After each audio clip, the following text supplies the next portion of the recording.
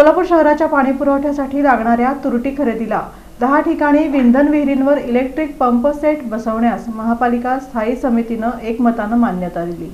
सोलापूर शहराच्या पाणी पुरवठ्यासाठी लागणाऱ्या तुरटी खरेदीला तसंच 10 ठिकाणी विंधन विहिरींवर इलेक्ट्रिक पंप सेट बसवण्यास महापालिका स्थायी समितीनं एकमतानं मान्यता दिली। सभापती रंजिता चाकोते यांच्या अध्यक्षतेखाली समितीची बैठक पार पडली।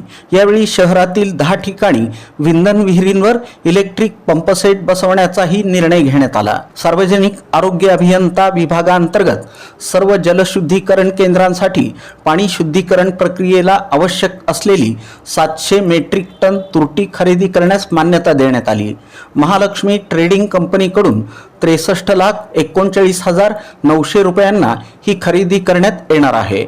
झोन क्रमांक 1 आणि 2 अंतर्गत केगाव दळवे गल्ली, मराठा वस्ती, 50 सीट, जम्मा वस्ती, काडादी चाळ, जाधव पान दुकानासमोर, तुप्पत धट्टी, काडादी चाळ ते कोकाटे यांच्या घराजवळ, धोत्रीकर वस्ती, बोरमाळ, भीमनगर, दहिटणे, सर्वदेनगर अशा एकूण 10 ठिकाणी विंधन विहिरींवर इलेक्ट्रिक पंप सेट बसवण्याच्या कामाला मंजुरी देण्यात आली।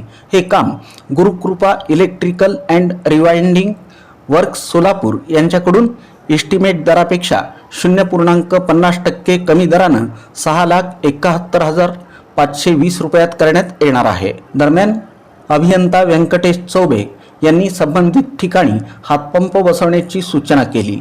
यावर सभापती चाकोते यांनी आता हातपंप कोण वापरणार असा सवाल उपस्थित करत आधुनिक पद्धतीनं इलेक्ट्रिक पंप बसवणं आवश्यक असल्याचं स्पष्ट केलं।